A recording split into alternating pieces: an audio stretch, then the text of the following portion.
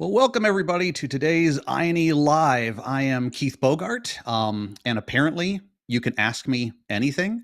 So if you need my social security number, blood type, or checking account number, anything is fair game. Well, maybe two out of those three. I've been reading the comments here, and like someone said earlier in the comment, if you actually have a question you want to ask me, please just preface that with a Q, so I will know it's a question as opposed to a comment. And then we will go from there. And by the way, this is being recorded. So if you have to drop off early for some reason, never fear. It will be on our site or on YouTube or something so that you can watch it at a later date. So for those of you who might not know me, like I said, I'm an instructor here at INE. I've been at INE for about 7 years. Before that, I worked at Cisco for about 17 or 18 years. In the technical training department over there. I was also a TAC engineer and a network consulting engineer for Cisco. My specialty here within INE is creating courses on the Cisco CCNA and CCNP certifications. I've also been creating courses for Juniper's JNCIA certification as well. Several of those have already come out. So, that's my specialty. So let's go ahead and the bearded IT dad wants the last 9 digits of my social security number. Sure, it's 555-1234888. I think that's it. Okay, so thank you for that question. Good question. Moving on. So I'm going to scroll up here a little bit and try to tackle some of maybe the older questions that came in first.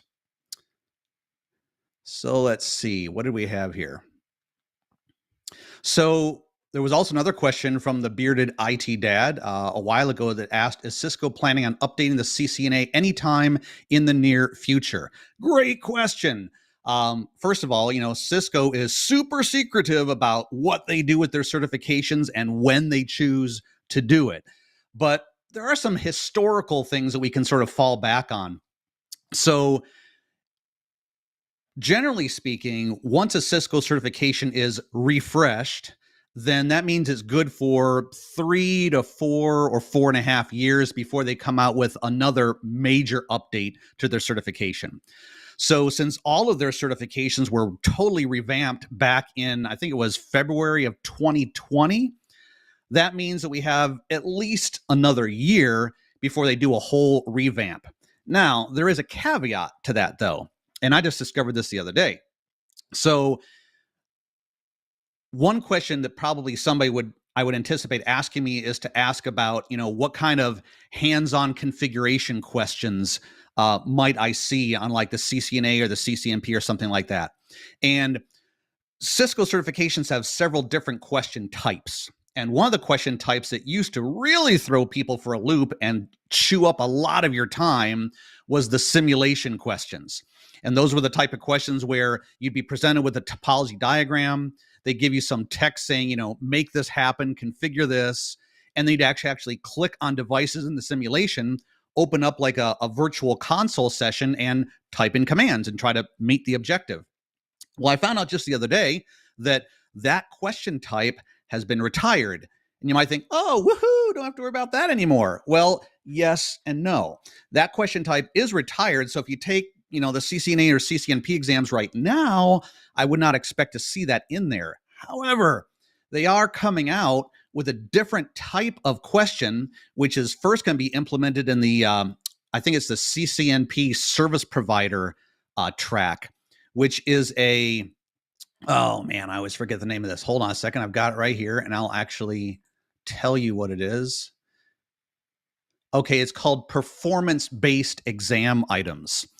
And so basically from what little they share with us, it's very similar to what the simulation questions were, just a different user interface, but it's basically the same type of thing from what I can tell, which is a topology environment that you can click on and configure things. So why I'm bringing that up is because that's an example of, hey, they've made a major change to how the exam looks and feels, but it's technically not considered a refresh of the exam. So every 3 or 4 years, they go up with an exam refresh, which means they might put in totally new topics, totally new subjects, strip out huge portions of the exam that they no longer consider relevant. That's what they do every 3 or 4 years. But Cisco does have the freedom in that 3 or 4 year window to make adjustments to the exam, like in this case, where they're going to be putting performance-based exam items into it. Now, so far, and this announcement about performance-based exam items just came out at the end of March.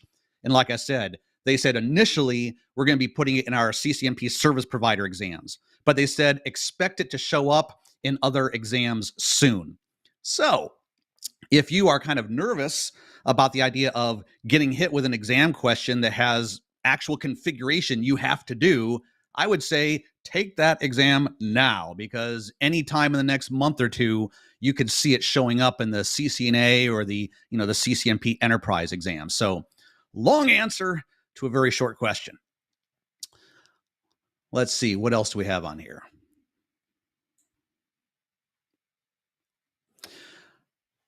Okay, so here's a question from, please forgive me if I'm mispronouncing your name, Gwetafi Muhammad Ali, who says, do we need just the CCNA to be a network admin, or should we go further and take the CCNP exam? That's another great question. I hear that a lot. A lot of that depends on your geography. So I was reading the other day in Reddit, because somebody had asked this same type of question. Some answers were, well, in our city, we have a ton of people with CCNAs. So people who are getting hired as network admins either have a CCNA and some considerable experience that they can demonstrate, or they have a CCNP. Another person chimed in and said, well, in our city, I got hired as a network admin. All I had was a CCNA. So I think it really depends on where you're located geographically and what the needs are within your community. I will tell you this. If you have it in you, if you have the time and money to pursue the CCNP after the CCNA, absolutely do that. Think of the number of people with certifications as being like a pyramid. At the bottom of the pyramid, the widest part, you've got a ton of CCNAs, lots of people with CCNAs, even high school students with CCNAs who've gone through like the Network Academy program. Then you go up the pyramid and you've got far less people with CCNPs. And at the very top, you've got the CCIEs, which is far, far less. So the higher you get up that pyramid, the greater your chances are of landing some sort of a job. So I would definitely recommend that after you get your CCNA, you pursue your CCNP. Another reason for that is because the CCNA prior to 2020, when they made all those changes, used to have a lot of questions based on configuration. Not necessarily just, get into a topology and configure something, but like multiple choice questions saying, which of the following answers is the correct command to make this happen? But then in 2020, they sort of switched it to where there's far less configuration related stuff and a lot more theory. So if I was an employer, what that would tell me is that someone with a CCNA who got their CCNA from 2020 onwards doesn't have the knowledge of configuration necessarily that someone who got an older CCNA had. And so I'd be thinking, okay, well, just because someone has a CCNA, I know what that test is. I've taken it, or one of my employees have taken it. I know they got some pretty good theory across a really broad range of topics, but I don't know if I can trust their configuration knowledge. So that's another reason why I would definitely recommend you add the CCNP on top of your CCNA if you really want to get that edge when you're interviewing. All right, so what other questions do we have? So Bob asks, is the CCNA still relevant in the networking arena since it's only Cisco focused? Okay. Well, so first of all, Cisco is still the predominant player in the networking realm, right? When you take a look at, if you ever stumble across like any pie charts or anything about who has sold the greatest quantity of switches in the last year or routers in the last year, Cisco always has the lion's share of that stuff. So as far as networking vendors go, if you go to work for anybody, chances are still really, really good that who you go to work for will either be an all Cisco shop or a mostly Cisco shop. That's not always true. In some smaller office environments, they might have, no Cisco stuff. But for anything that's mid-size on up, very likely that they'll have a good portion of their gear as being Cisco. So certainly the CCNA and the CCNP will give you the knowledge you need of configuration commands to jump on those things and start configuring access lists, routing protocols, whatever. But even above and beyond that, let's say that you were going to apply for a job at a company that didn't have any Cisco, they didn't have any Juniper. As a matter of fact, the routers and switches and stuff and access points that they had were some vendor that you'd never heard of before. So you might be thinking, well, then my CCNA is useless because all those configuration commands I learned are down the drain. Well, yes, the configuration portion of it might not be as relevant, but like I said, the CCNA now is heavily weighted on theory rather than actual implementation and configuration. And that theory they ask you about, a lot of that stuff is relevant no matter what vendor you're talking about. So, the theoretical questions you'll get on Wi-Fi, for example, every company out there has Wi-Fi these days. So you got to know Wi-Fi at the theoretical level before you jump onto an access point or something and configure it. Every vendor out there has switches, and all switches implement spanning tree and VLANs, and that's stuff that's going to be in the CCNA as well. So probably a good 85 to 90% of the theory stuff you'll get in the CCNA is still relevant no matter what vendor you're dealing with. So I would definitely still say it's relevant. Plus, when you look at job postings, for example, if you haven't done this recently, go on Indeed.com or something and look at recent postings for network engineers. And I bet you'll see that at least 75% of them have CCNA as a requirement or like a preferred requirement. So yes, I would definitely say it's still definitely useful. All right, so what else do we have here?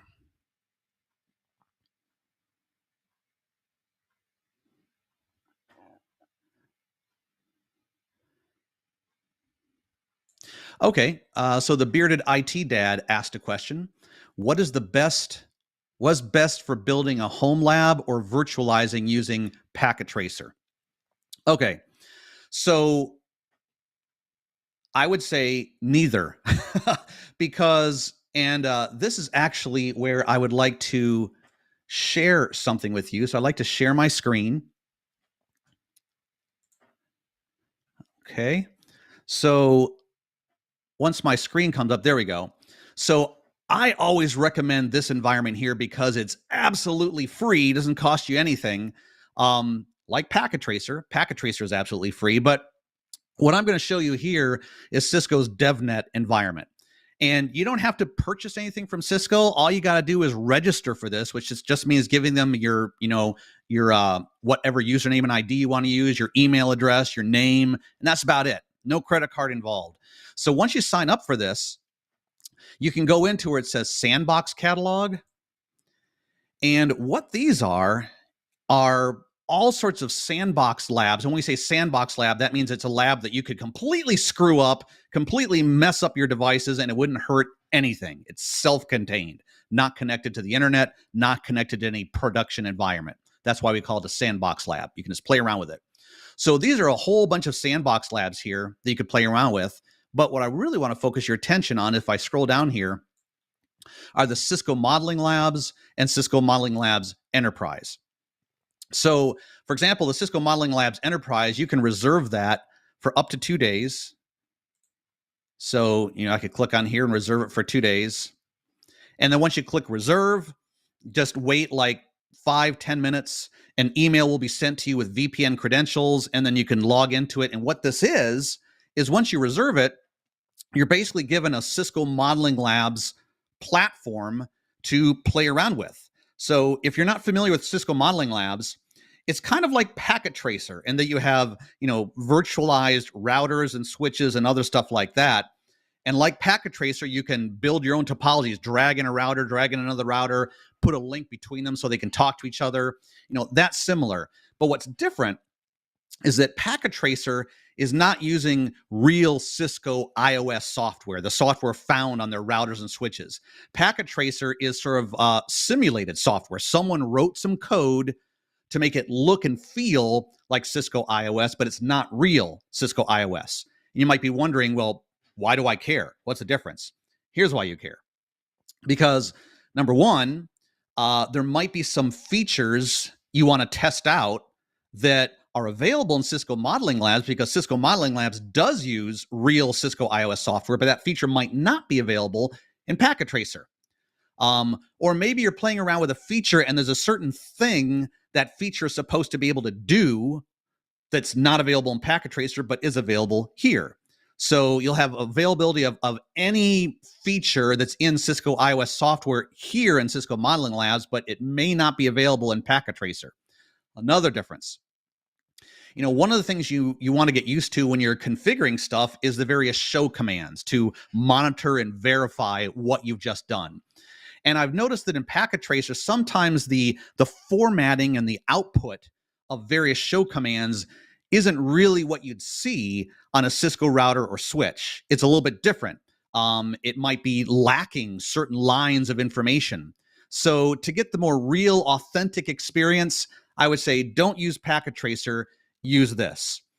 Because this is, like I said, real iOS routers and switches. Now, when you reserve one of these labs here, like Cisco Modeling Labs, initially when you get access to it, it'll have a predefined lab in it with certain routers and stuff in there, but you don't have to use that. As a matter of fact, once you've got your access to your Cisco Modeling Labs, you could just turn off that lab and start a whole brand new one from scratch by dragging and dropping the routers and switches that you want to use. And so, all you need is internet connectivity to access this, and register on their site. So I would recommend this over Cisco Modeling Labs, over Packet Tracer any day of the week. I would definitely recommend this. All right, so I don't need to share that anymore. Let's see here. What other questions do we have?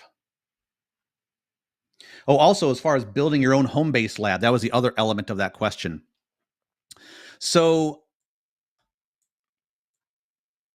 definitely, if you were to get a job as a network administrator, wouldn't it be just great if everything you had to do was just to log on to an existing router or switch, jump into the command line and start configuring it, start changing it, right?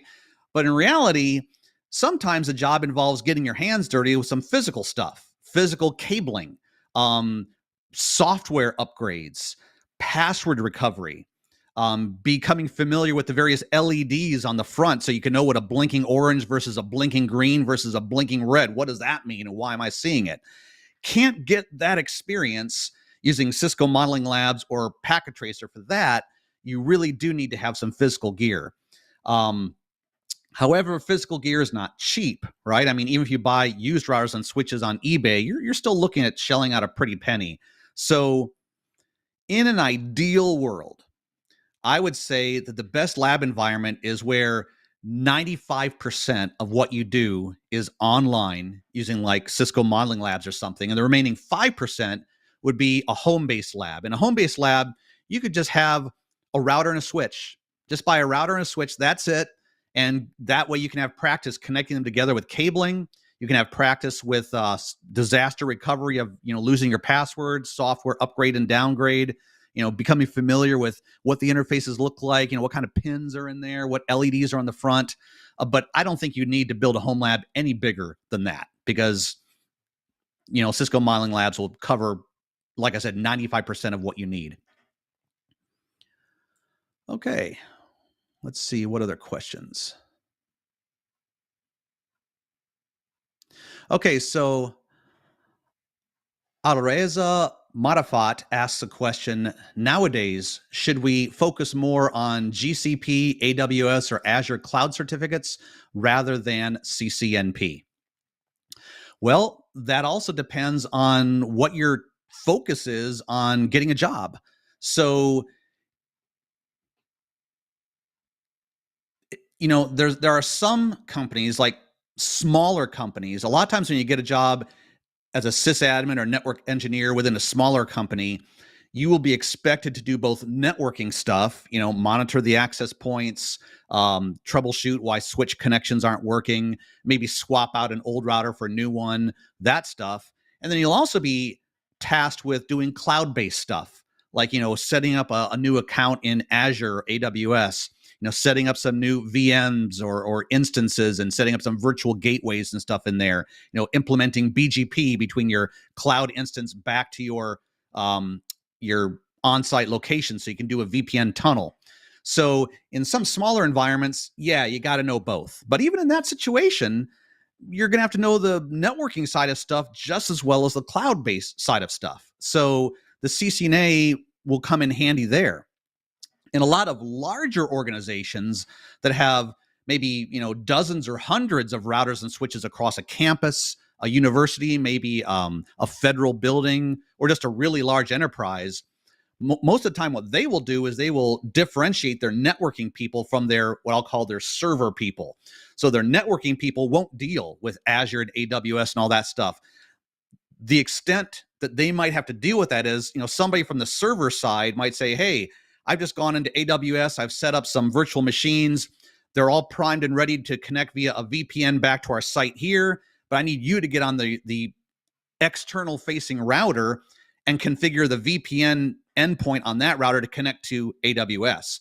So that's really your only where you would touch the cloud is on that external router to do that. So like I said, it depends on the type of companies you're going to apply for. And the job descriptions that say whether or not they want both cloud experience and networking experience or just one or the other. So having that cloud knowledge is very useful. So, just depends on what you're going to go looking for. All right, what other questions do we have here? Let's see.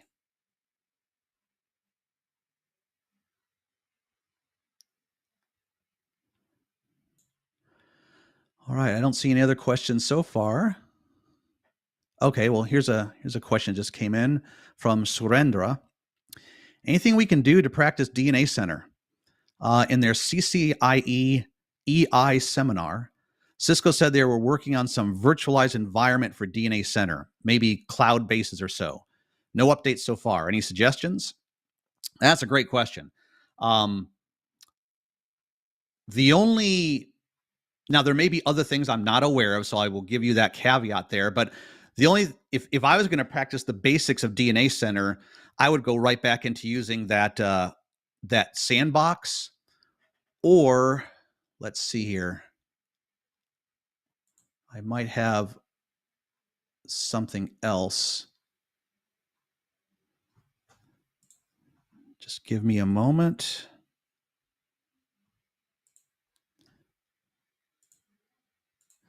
I know that there were some software-based DNA centers that you could play around with a while ago.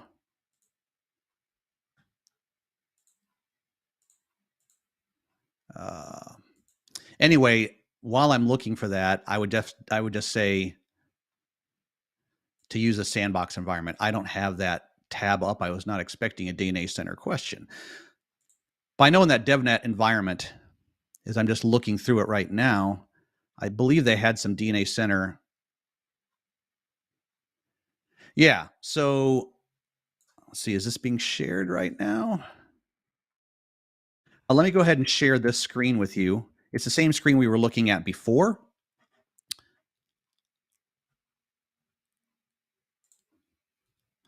Okay, so here's our sandbox environment once again, and you can see they've got 5 different DNA Center sandbox areas that you can go into and play around with. So I would start with this and play around with these. I played around with one of these a while ago, and one thing that was kind of confusing to me and a little frustrating was that I wasn't able to add new nodes that DNA Center could interface with, and some of the nodes that it said were in there, it wouldn't connect to those nodes. Maybe they fixed that problem since then, but you could start with this. So here's some DNA Center stuff you could do. And certainly as far as the CCNA is concerned, you don't have to do any of this stuff. Just reading some of the papers on DNA Center, what it does, the benefits of DNA Center is all you need to pass your CCNA questions. You're not going to get any CCNA questions that give you screenshots of this and ask you, what button would you press to make this happen? You're not going to get anything like that. So I wouldn't be concerned with that. Okay, so that answers that question. And let's see what else we have.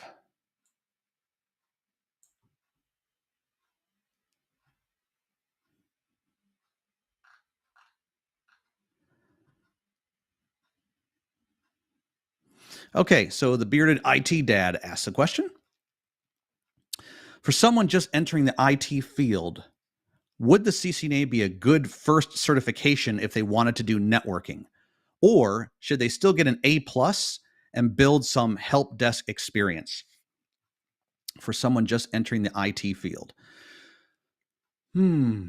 Well, that once again depends on what type of company you go to work for. So, like I was mentioning earlier, if you went to a smaller company that has like 100 employees or less, that's all within like one building, there's a very good chance that their network will be fairly stable. They won't be doing a lot of ads or changes to it. That type of company is not the type to jump on the latest bandwagon of the latest feature, the latest thing that comes out. So usually for a company like that, the extent of the networking is just monitoring it, and making sure it's healthy. Or if someone, maybe troubleshooting some Wi-Fi sometimes. And yes, that type of environment, they probably would want you to have some PC help desk experience so that you could troubleshoot, Mac OS or Windows problems connecting to the network, stuff like that. So an A plus would help you with that type of stuff. But I'm assuming you're watching me right now because your primary interest is in configuring, troubleshooting, monitoring networks. And so you probably won't be gravitating towards jobs that in the job description mentions a lot of stuff about troubleshooting PCs and laptops. So as far as an entry level certification, I still think CCNA is the best. And CCNA assumes pretty much nothing. It starts at the ground level. So it's not like you have to do A plus first or networking plus certification from CompTIA and then go to CCNA.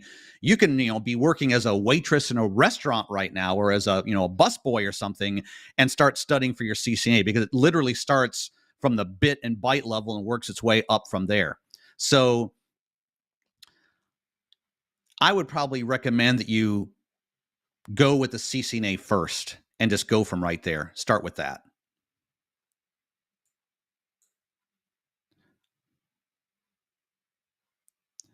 And bearded IT dad, you are absolutely not asking too many questions. So feel free. Just throw them at me. What other questions does anyone have?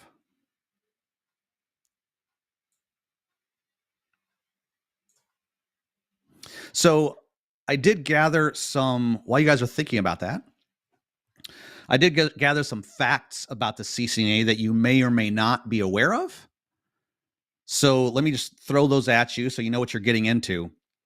So as far as any certification exam is concerned, once you pass a certification exam like CCNA, CCNP, you can't take it again for 180 days. Now, you might be asking, well, why would I want to? Hey, there's some people out there that have various reasons for doing that, but just be aware that that's one of the restrictions. Got to wait 6 months until you can take the exam again after you pass it. Now, if you fail an exam, you can't retake the same exam for 5 days. So it's not like you can sign up the very next day and go take it. 5 business days. Actually, they say 5 calendar days, although, good luck getting it on a Saturday or Sunday. 5 days later, you can go take it. You can take as many times as you want if you fail it. Like you could literally fail it 8 times, going every 5 days, and then pass it on the 9th time. There's no, maximum quantity of attempts. Be aware that the CCNA is a $300 exam. So that's how much it costs you. So if you fail it 5 times, you're going to be paying $300 every time to reschedule it. Another common question is, well, what if I've scheduled it, gave him my credit card, paid for it, and I either have to change the date or I have to cancel it? Is that money lost? As long as you go onto the Pearson VUE website, because Pearson VUE is the testing proctor that Cisco has selected for doing these exams. As long as you log into the Pearson VUE website and either change or cancel your testing date within 24 hours, you're okay. You won't lose your money. But if you need to change or cancel something after 24 hours, then it's gone. So be aware of that. The CCNA, they give you a total of 120 minutes to take the exam. Now, when you go onto Pearson VUE's website and you register for the CCNA, it'll actually say 140 minutes, but 20 of those minutes are for test preparation, where like you can read through, hey, what's your confidentiality agreement? They might give you some sample questions so you can see what the format is like. Type in some demographics about yourself. So technically, once you actually start the exam on their computer, it's 2 hours that you have, 120 minutes. And it's going to be anywhere from 100 to 120 questions within those 2 hours. So you probably will go right up to the last minute there when taking it. So that may have answered some questions you didn't know that you had. Okay, so let's see here. Bearded IT Dad says, what do you think about the Cisco Meraki line of certifications? Unfortunately, I can't speak to that because I'm not familiar with the Meraki stuff or the Meraki certification, so can't help you with that one.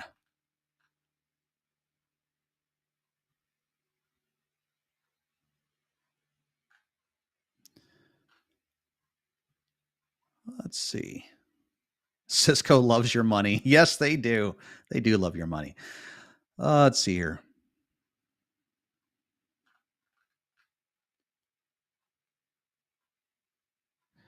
Okay. So Badro asks a question at the bottom, the most recent question here. He says, hi, Keith. Big fan here. Please give some advice for people that want to go for Encore, but are not currently working in a pure networking role. Okay. So for those of you who are not familiar with Encore, what's he talking about there? So at the CCNP level, CCNP exams require that you pass 2 exams. They have a core exam and then a concentration exam. And every CCNP, whether it be the enterprise CCNP, the service provider, the data center CCNP, they have a core. So Encore is for the enterprise core exam for CCNP. You got to pass that one. And then they have about 5 or 6 specialized exams, what they call concentration exams, and you can pick one of those. So maybe your interest is in wireless. They have a concentration exam for wireless. Maybe you want to get deeper into routing. They have a concentration exam for that. But you got to pass the core exam before you do any of the others. Now, the order is not important. You could, if you wanted to, you could sign up and take and pass one of the concentration exams first, and then go back and later take the core exam. But you got to get 2 of them under your belt to get your official CCNP. Now, the enterprise core, the Encore exam, is what actually used to be the CCIE routing and switching written exam. So, before 2020, there was a clear differentiation between CCNP and CCIE. With CCNP, there was like 3 exams you had to pass: route, switch, and T-shoot, and then you got your CCNP. And then if you wanted to go on to CCIE, you had to take a CCIE routing and switching written exam, and once you passed that, you would take their lab exam. Then in 2020, when everything got changed, they said, okay, here's what we're going to do. The core exam, like Enterprise Core, will serve 2 purposes. For people who want to get a CCNP, they'll take that and a concentration exam, and now they're done. They got their CCNP. For people who want to go for the Enterprise CCIE, they'll just pass the core exam, the Enterprise Core, and then they'll take the lab exam. So that's when I say the Enterprise Core exam is basically what used to be routing and switching. And that kind of blows my mind because back in the day, CCNP, before 2020, CCNP was hard enough. It had a lot of topics in there between route, switch, and T-shoot that you had to pass. And it was always kind of well known that, here's the knowledge you needed to pass your CCNP, and then here was the knowledge you needed to pass your CCIE written exam. But now, all that stuff that was in the CCIE written exam is now in the Encore exam, which is pretty hard. I mean, if you think the scope of the CCNA is huge, wait till you see the scope of the Encore exam. It's massive. So how do you prepare for something like that? That's a really good question. Well, definitely need to have self-discipline for any of these exams, Encore or anything else. You want to make sure that you develop a habit of devoting a minimum of an hour and a half a day to studying and lab practice, and then probably 3 or 4 hours a day on the weekends for studying and lab practice. You just got to get used to doing that. So that's number one. Number two, and you'll see this recommended by everybody out there in the sun, flashcards, flashcards, flashcards. Make flashcards as you're reading through books, as you're watching videos, giving yourself questions on one side of the flashcard and answers on the other. So a lot of people use web-based flashcards. For example, there's Anki, there's Quizlet. I personally prefer Quizlet because they have sort of a gamification feel that you can also do. But you're going to want to make flashcards and review those flashcards a lot. Review the flashcards. One thing I like about actual creating flashcards on like a 4x6 or a 3x5 note card is that, it's been scientifically proven that the more you involve your physical senses in something, the quicker you'll learn something. So if you can sort of creatively think about, how can I incorporate as many of my senses, touch, seeing, smelling, whatever, into this process, that will make you learn it quicker. And I think that by, taking a pen and writing out your question on the flashcard, flipping it over, writing it out, that I think reinforces it a little bit more than a computer-based flashcard. But, it's completely up to you how you do that. But yeah, definitely do flashcards, review those every day. Every day, take at least 15 minutes of studying time reviewing flashcards and lab constantly. If you're doing an hour and a half of studying every single day, at least 30 minutes of that time should be jumping into a lab environment like I showed you, Cisco modeling labs or something else, and practicing what you learned. And don't just practice what you most recently learned. Like let's say I'm 3 months into studying, and right now what I'm learning about is OSPF. Well, yeah, you want to practice OSPF. You want to, practice debugging it, looking at the output, intentionally break it. You say, well, the book says if I do this and this, it should work. Well, what if I do something else? It won't work. Well, let me see. If it doesn't work, what do I see? Do I see messages on the screen? Do I have to turn on a debug to actually show me what's broken? So that's also a really good learning experience, is intentionally breaking things to see what the result is.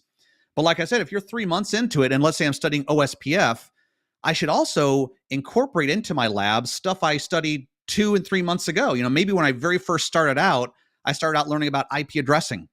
Well, when I create a lab environment, I should, write on there, okay, this link is supporting 5 hosts. This link is supporting 12 hosts. This link is supporting 15 hosts.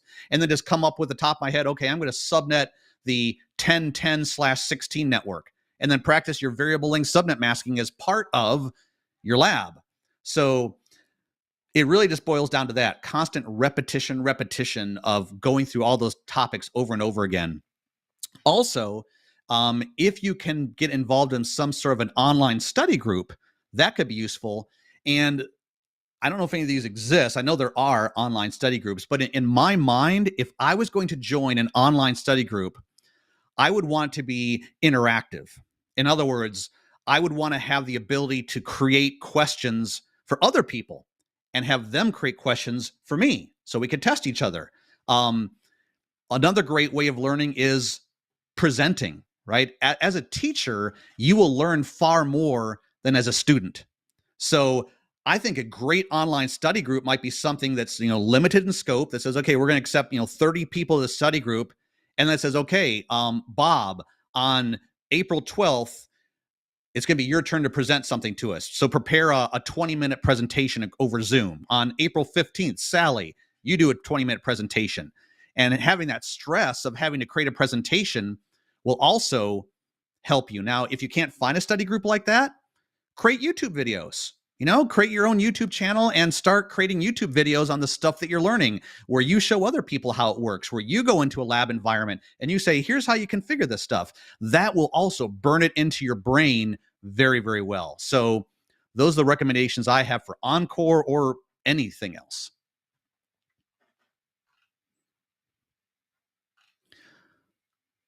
All right. So what else do we have here?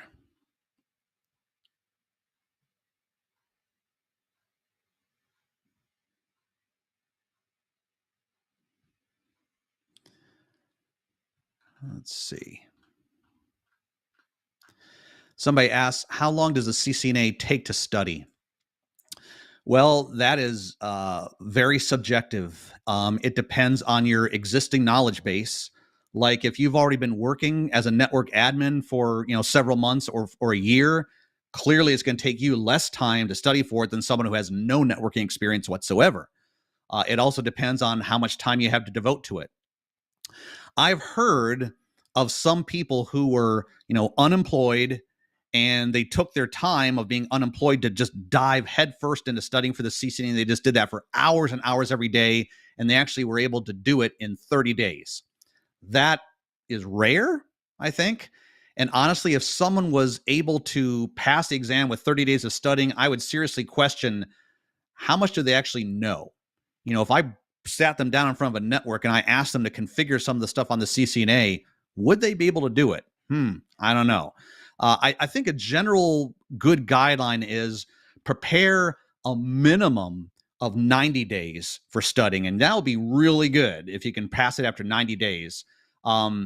Most people, I think it takes them probably 6 to 9 months. If they're starting at like ground zero and they know nothing or almost nothing about networking, it takes them a good 6 to 9 months to pass their CCNA. And that's doing like what I talked about, an hour and a half on weekdays, 3 or 4 hours on weekends, lots of labs. So that's a general rule of thumb.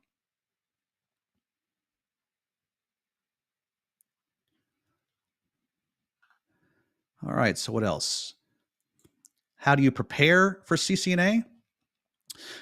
So let me share something with you here on my screen. Let's see.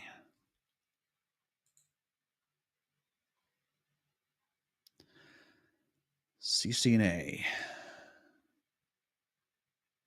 This is not it. All right. Well, we'll just do it the old-fashioned way.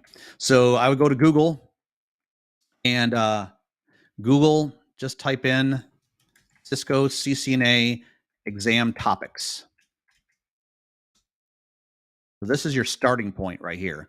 So click on this first link, exam topics from the Cisco Learning Network. And this shows you that the CCNA is broken down into about 6 high-level categories.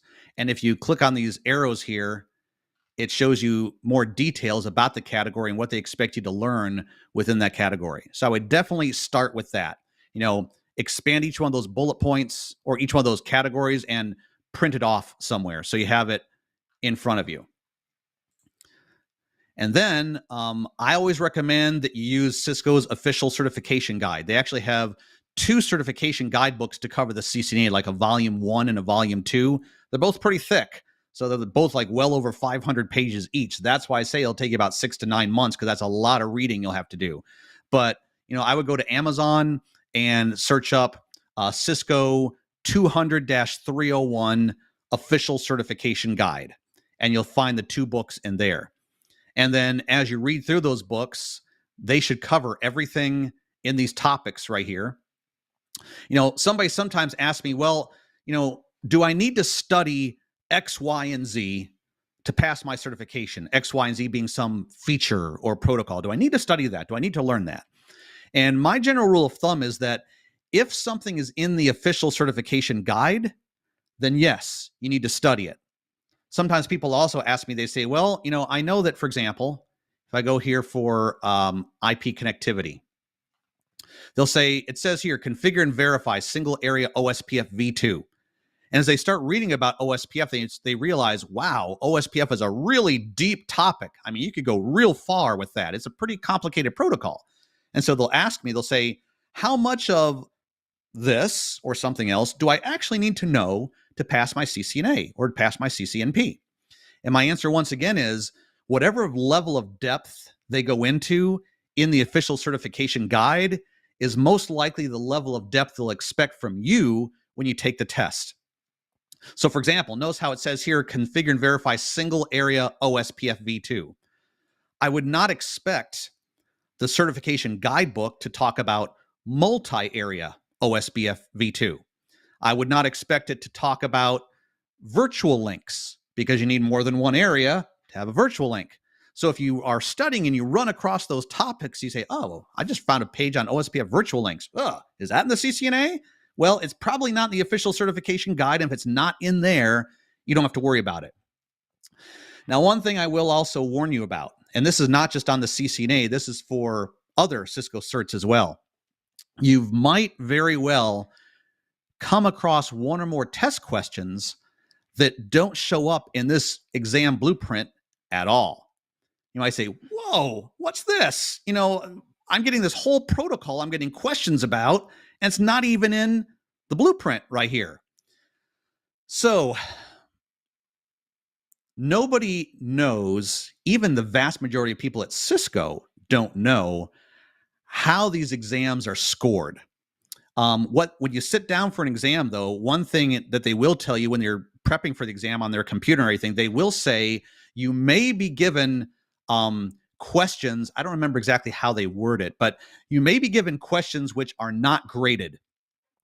And I think Cisco does that because for a variety of reasons. They might want to know, hey, we don't think that this protocol is necessarily really relevant to CCNA, but maybe we want to see if people are familiar with it anyway. Or maybe we thought about putting this in the CCNA, but we decided against it. We weren't really quite sure, but we'll ask them some questions on it anyway. It won't affect their grade, just to see if it's something people know. Personally, I think it's completely unfair that you would spend all this time studying stuff and then be hit with questions that's not even in the topics list at all. I don't agree with that. And the other thing is, when you get those questions, you don't know. You don't know if they're graded or not. They look like any other question. So all you know is, hey, I'm being hit with a question that was nowhere in the certification guide, nowhere in the topics list here, and yet I'm being asked that. So it's unfortunate that Cisco does that. But if you run across that, and chances are you will, if not in the CCNA the first time, then the second time or third time you take it, I would just say, don't stress. Just do your best with the question and move on. If you know the topics in the topics list, like we see here, if you know those topics really, really well, even if you get those 3 or 4 questions wrong on topics that just hit you out of the blue, it should not cause you to fail. Okay. But I do want you to be aware of that. So use the official certification guide. Clearly, we here at INE have a ton of videos on the CCNA and CCNP. So as you're watching the videos, pause them frequently and make quiz questions for yourself. Write down on a piece of paper lab ideas that come to your head, as you watch a video. Oh, I'd like to try that. Oh, Keith just said that, these 2 routers need to exchange their subnet mask in order for it to work. Well, what happens if I configure my routers not to do that? Write that down. So that's how you would approach that.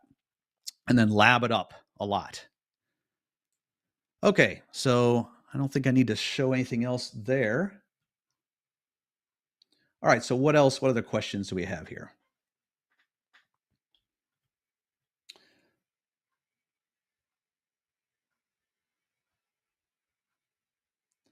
Okay, so somebody asked, we've got a few minutes left here. Somebody asked, how do you make IPv6 easy? How do you make it easy?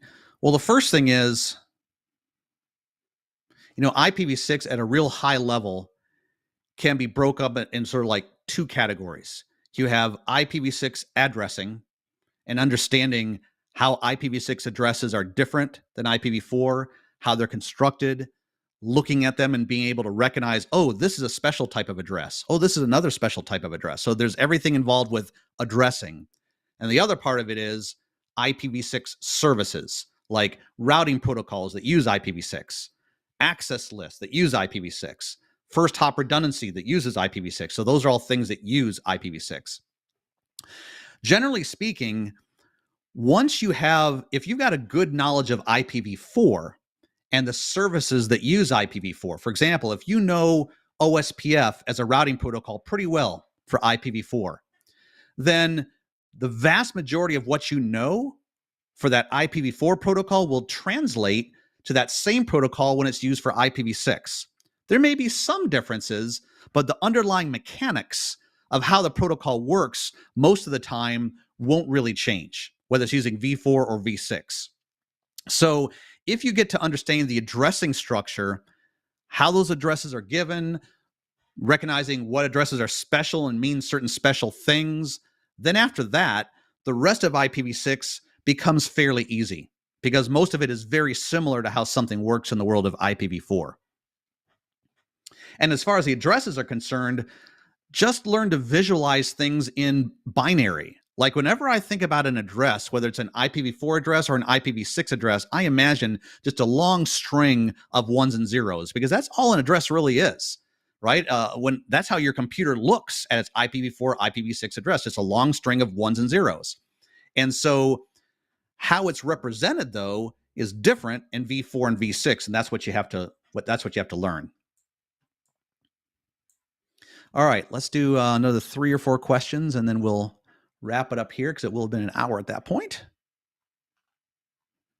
What else do we have? I'm not familiar with Cisco's CyberOps or EJPT certification, so unfortunately I can't speak to that. So Jonathan Smith asked the question, would you suggest the CCNP Enterprise before security? So I assume you're asking, would you suggest CCNP Enterprise before taking CCNP Security? Absolutely, I would suggest that. Because the CCNP Security has a lot of concepts that dovetail or ride on top of the CCNP Enterprise.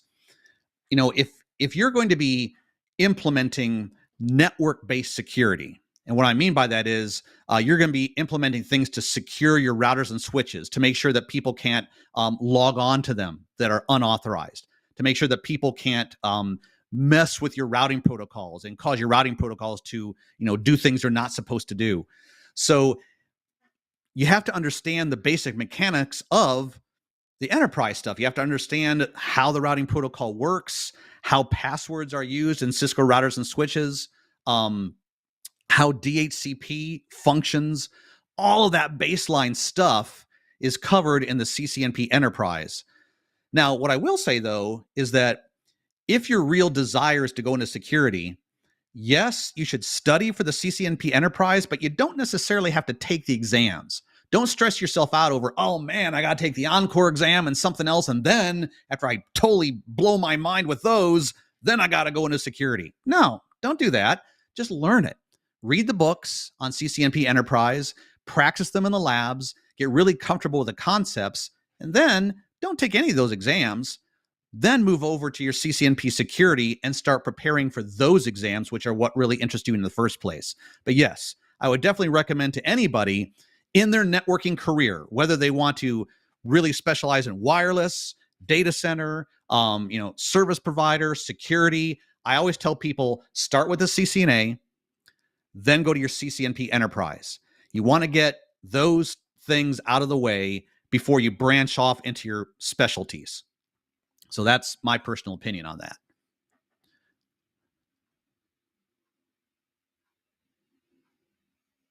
Is it so? Daib asks, is it worth chasing the CCIE Enterprise with view in the field? So,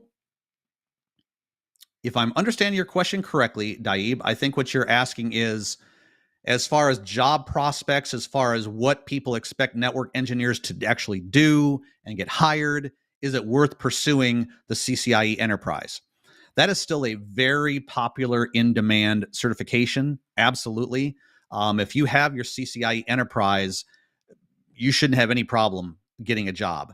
Now, once again, though, if your ultimate personal pursuit is something else like data center or security or whatever, I would not recommend you go for the CCIE Enterprise. I'd recommend CCNA, CCNP, get your CCNA cert, study for CCNP Enterprise, but don't take the certifications and then branch off. And then maybe eventually you'll get up to CCIE Security, which is your real passion, or maybe CCIE Wireless, which is your real passion. But if the enterprise stuff is what you really want to work on, you're really interested in the routers, the switches, the routing protocols, all that stuff, then yes, going up to CCIE Enterprise is still a very, very valuable certification to have. All right, I think I'll answer one more question, and then I think we will be at the end of our time here. Let's just see.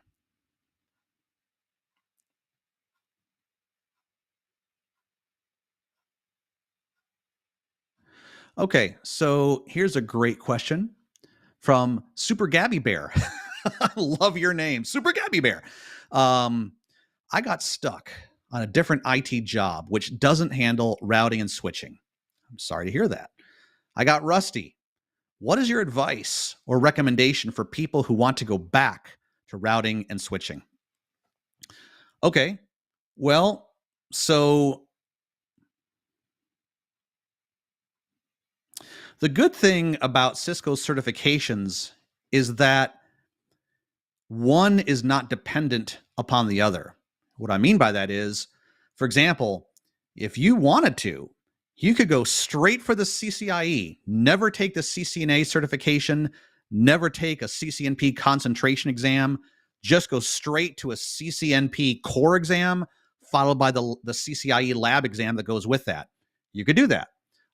So they're not, one does not require another as a prerequisite. So if at one point in time you felt that you knew routing and switching fairly well, like you're describing here, and then you were moved off that into something else, like dealing with VMware or something for like the last 6 to 9 months, you sort of lost some of that stuff, I would say go back to the CCNA books or our videos, watch our videos, read the books, but don't pressure yourself with, oh, now I got to take the CCNA all over again. Well, here's the other thing. If you want to go back to routing and switching, the question would be, is it your intent to stay in your same company and go back to routing and switching? Or is it your intent to start looking for other jobs that deal with routing and switching? If you're going to stay in your own company, you're hoping, okay, I'd like to do a refresh on routing and switching, and maybe in 6 months, I'll hit up my boss and say, hey, boss, I'd like to go back to the network team over there. Can I do that? Then you probably don't need a certification under your belt to do that, but you do need the knowledge. So I would definitely recommend watching our videos, reading the official certification guidebooks, labbing stuff up to refresh your memory of all that stuff that you lost. But if you plan on leaving your company, leaving your job, and applying for some totally different job at a totally different company, they will expect you to have a certification under your belt. So it probably won't be enough to say, well, yeah, back in 1997, I had a CCIE in routing and switching, but I've been doing, VMware and AWS cloud stuff for the past 2 years, but I'd like to work for you as a network engineer. They're probably going to say, it's been too long. We need to see a more recent cert under your belt. So in that case, if you used to know it really well, you're kind of rusty, then I would say read the CCNA stuff, skip through it, skim through it, read through it, and then go directly for your CCNP and try to get the CCNP actual certification, both the core and the concentration exams under your belt. And then you'll be well primed to apply to some network engineering role at some other company. All right, folks, that covers it for today. Thank you so much for all of your questions. I really appreciate your engagement. Hopefully, some of the things I said gave you some insights on different ways of thinking. And I really appreciate your time today. So thanks for watching us for I&E Live, and look out for our next session.